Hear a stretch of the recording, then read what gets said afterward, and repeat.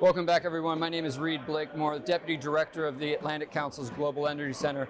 We're back here at the Blue Zone in Sharm el-Sheikh at COP27, having conversations with a whole range of stakeholders from policy, industry, NGOs, to really capture what's happening here on the ground and how we're moving the ball forward on energy transition, energy access, economic development, all with the goal of meeting the urgent challenge of climate change. To that end, it's my absolute pleasure to welcome Kevin Kariuki, Vice President of Power, Energy, Climate Change, and Green Growth from the African Development Bank.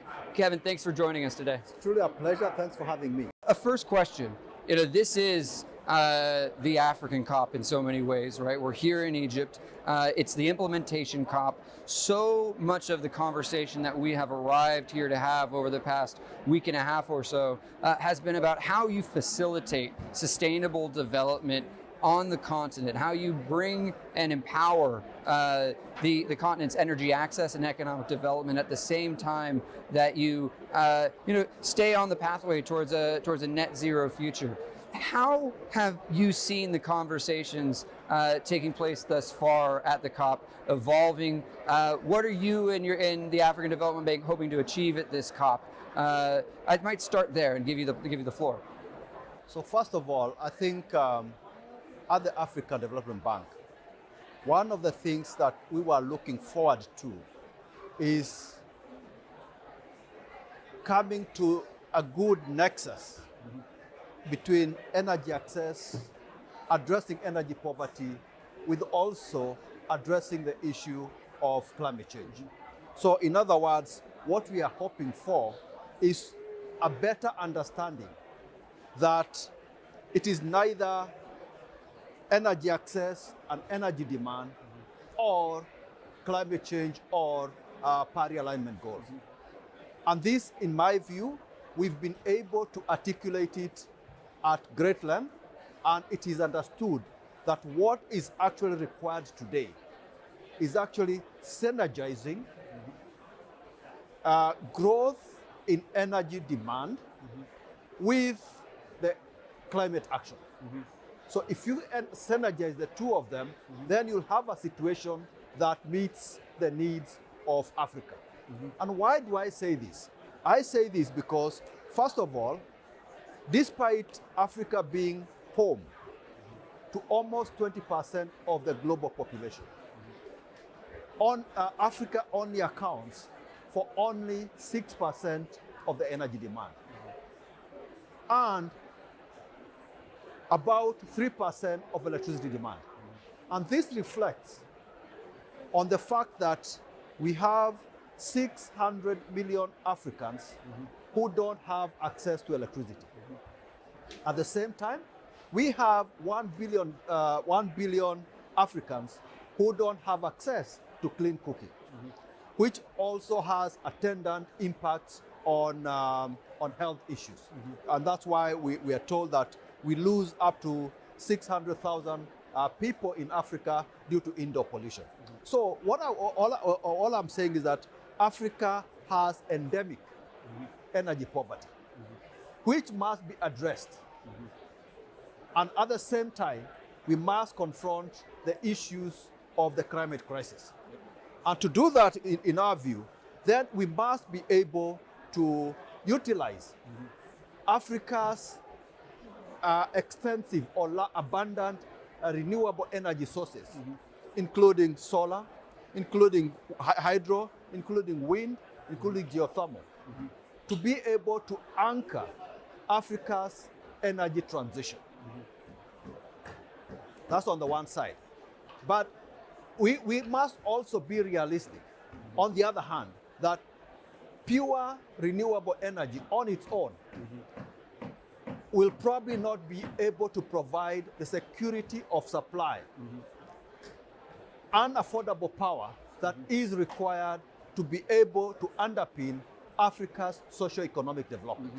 And therefore, until the technology exists for what you call battery energy storage systems improve, we expect that interconnections will play a big role in guaranteeing energy supply, security of energy supply. But if and as when, that is as and when we increase the interconnection on the continent, on continent basis. However, right now, there are disparate power pools. South African power pool, East African power pool, West African power pool, North African power pool, Central African power pool. They are all not interconnected. So until those networks are interconnected, then there is going to be a role for natural gas in our power systems. Because at the end of the day, it is about pragmatism, and not necessarily ideology, as my boss, Dr. Desina, said the other day. Natural gas is not about ideology. In the context of Africa, it's all about the pragmatism. Because, for example, I always say it's inconceivable to expect that South Africa will transit from 44 megawatts or 44,000 megawatts of coal straight to renewables. There has to be somewhere a stopgap position there, whereby maybe South Africa will transit from coal to gas, then gas to green hydrogen, and then we have a totally renewable system. And also, if you think about the transition, I talked about the 1 billion people who don't have access to clean cooking. For them, transition will entail moving from using charcoal or biomass to a clean source of energy. And liquefied natural gas is actually an excellent source of clean cooking.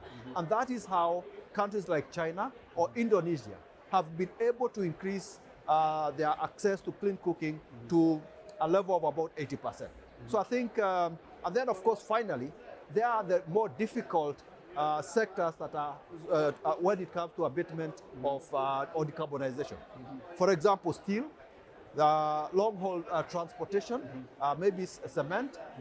These areas will, for the time being, until green hydrogen becomes a viable substitute, will continue to use gas. So in my view, I think we need to take a pragmatic approach. And this is one of the things that we've spoken about quite a lot here.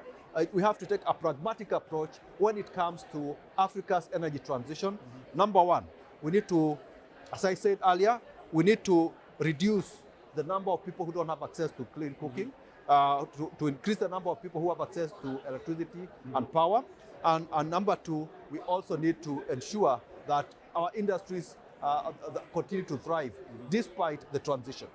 I mean, all three of those items you mentioned are really about establishing the pathways for Africans to succeed, right, in their economic growth ambitions, in their health, right, and in their efforts to just create energy access. And so much of what you're talking about is building the sustainable system of those pathways, where yes, you might be moving from coal to gas, eventually to renewables, but we need, through convenings here at the COP, to think creatively about those pathways and be pragmatic, as you mentioned. My second question to you would be, obviously, it's so important that we're having these conversations at the COP this year, that we're giving a platform to voices from not just Africa, from the rest of the developing world to speak on these issues. How do we carry that momentum forward, right? How do we turn implementation and take that implementation forward into action and deploy it into the ground, not just at the end of this COP, but looking forward to COP28 and COPs beyond? Because these are critical issues where we don't want the conversation that we've had here in Sharm el-Sheikh to wither out. We want that to be a central pillar of our conversation about energy transition. Where do you see the conversation moving forward? I think, first of all, as far as Africa is concerned, all these transitions that we are talking about are embodied in nationally determined contributions. The nationally determined contributions embody countries' transition or countries' plans to net zero eventually. So in my view, what we need as a continent is to support our countries to develop ambitious nationally determined contributions. And these nationally determined contributions will include all the sources of energy that are available and practicable. Not all per se, because they may include some gas, include renewables, but in a manner that having energy mixes that are optimal, provide low cost, affordable cost of generation, etc., etc. So I think NDCs is one starting point. So in my view, a key action based on this is to ensure that African countries translate their least cost expansion plans into nationally determined contributions, which become registered within UNFCCC and become part and parcel of that country's transition. And therefore, projects that constitute part of the NDC should be easily financed by the international community. Because at the end of the day, for example, I always like to cite this example. A country like Gabon. Gabon sequesters enough carbon, almost the amount that a third of what France produces. It sequesters. Yeah. So they are also blessed with a lot of gas resources. So in my view, if indeed that gas power project in Gabon constitutes part of its nationally determined contribution, I do believe that the international community would be well within its powers to finance that particular project, because it is actually part of a plan, of Gabon's plan to decarbonize the country.